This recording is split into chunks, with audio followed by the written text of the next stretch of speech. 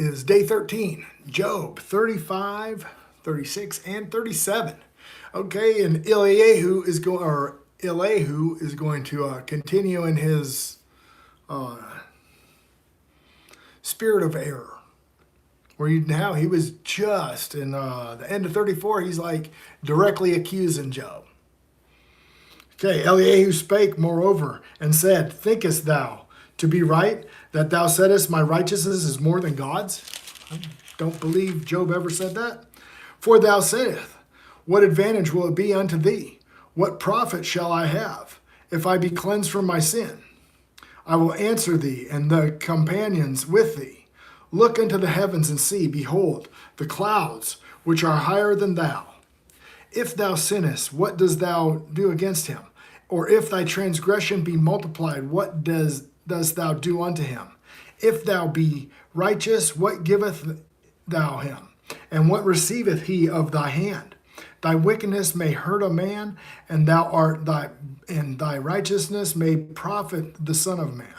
By reason, the multitude of oppression, that they may be oppressed, to cry, then cry out by reason of the arm of the Almighty. But none saith, where is God my Maker? Who giveth the songs in the night? Who teaches us more than the beasts of the earth, and maketh us wiser than the fowls of heaven? Where then cry, but none giveth answer, because of the pride of the evil men. Surely God will not hear vanity, neither will God regard it. Although thou sayest thou shalt not see him, yet judgment is before him. Therefore trust thou in him. But now, because it is not so, he hath visited in his anger, yet he knoweth not in great extremity. Therefore doth Job open his mouth in vain, and he multiplieth his words without knowledge. He keeps going on. Here is chapter 36. And Elihu also proceeded and said, suffer me a little, and I will show thee that ye have to speak on God's behalf. That you have yet to speak on God's behalf. And I will fetch my knowledge from afar, and I will ascribe righteousness to my Maker. For truly my word shall not be false. He that is perfect in knowledge is with thee. Behold, God is mighty and despiseth not any. He is mighty in strength and wisdom. He preserveth not the life of the wicked, but giveth the right to the poor. He withdraweth not his eyes from the righteous, but with kings are they on the throne. Yea, he doth establish them forever, and they are exalted. And if they be bound in fetters, and behold the cords of affliction, then he showeth them their work and their transgressions that they have exceeded. He openeth also their ear to discipline, and commandeth that they return from iniquity. If they obey and serve him, they shall spend their days in prosperity and their years in pleasure. No. No. But if they not obey, they shall perish by the sword, and they shall die without knowledge. He's almost given the sermon in like prosperity gospel. But thy hypocrite's heart heapeth up wrath, and cry not when he bindeth them. And he died in his youth, and their life is among the unclean. He delivereth the poor in his affliction, and openeth their ears with oppression. Even so he would have removed thee without strait into the broad place where there is no straightness, and that which should not be set on thy table should be full of fatness. But thou hast fulfilled the judgment of the wicked, and the judgment of justice take hold of thee.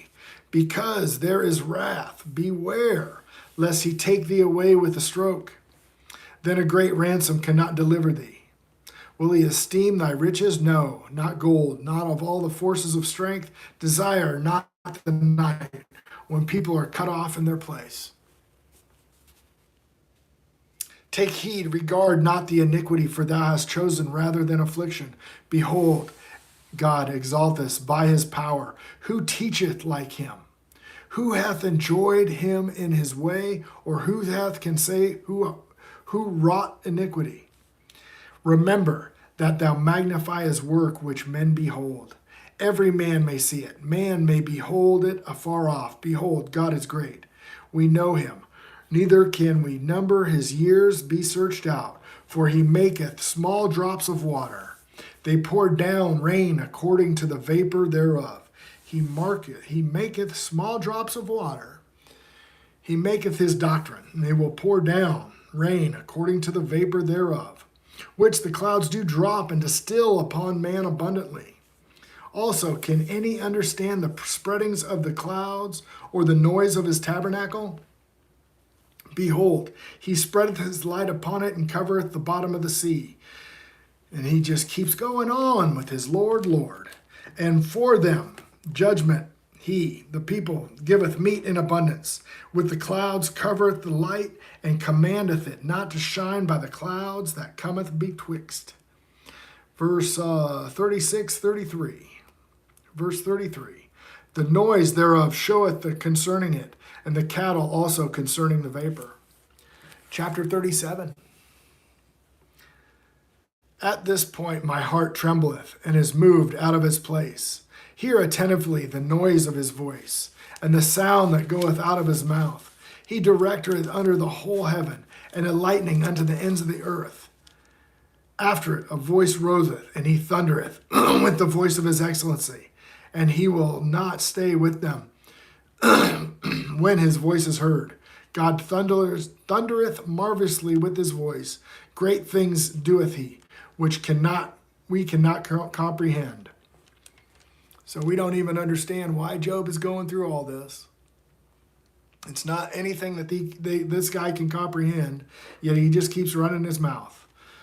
For he saith unto the snow, Be thou on earth, likewise to the small rain, to the great rain of his strength. He sealeth up the hand of every man, that all may know his work. Then the beasts go into dens, and it remains in their place. Out of the south cometh the whirlwind. Oh. Cold out of the north. The breath of God frost is given, and the breath of the waters is straitened. Also by watering he weareth a thick cloud. He scattereth his bright cloud. 37, verse 12. And it is turned around by thy counsels, that they may do whatsoever he commandeth them. And upon the face of the world and the earth, he causeth it to come, whether for correction, or his land, or his mercy. Hearken unto this, O Job. Stand still, consider the wondrous works of God. Dost thou not know when God is disposed of them, and caused the light of his cloud to shine? Dost thou know the balancing of the clouds, and the wondrous works of him, which is perfect in knowledge, And he says all these things. And he's speaking correctly, but it's not righteous judgment. He doesn't have two witnesses against Job. Man, he does not understand the depth of the judgment. And how thy garments are warm when he quieteth the earth with the south wind, and hast thou spread him out the sky, which is strong and as a molten looking glass. Teach us what we shall say unto him, for we cannot order our speech by reason of darkness. Shall it be told of him that I speak, if a man surely he speak, be swallowed up? And now men see not the bright light, which is in the clouds, but the wind passeth and cleanseth them. Fair weather cometh out of the north. With God is a terrible majesty. Touching the Almighty, we cannot find him out. He is excellent in his power and in his judgment, and plenty of justice. He will not afflict. Men, do therefore fear him. Respecteth not that are wise of heart. Men therefore fear him. He respecteth not any that are wise of heart. Wow, wise of heart. You know, every time you say, like, hey, this is a sin, people will say, well, God knows my heart. I wonder if that's what he's talking about right there. So, that was chapter 37. Okay, so Elihu finally opened his trap. He went on for 6 chapters, running his mouth.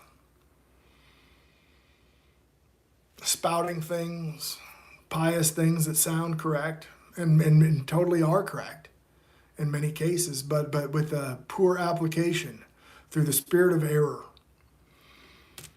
I think we're going to hear from God next chapter, and that'll be tomorrow. So this is day 13 of the Blue Letter Bible app, Bible in a Year. I love you guys.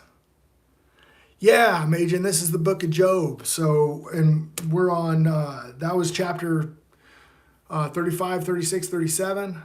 Tomorrow is chapter 38. So we're getting out there to the towards the end.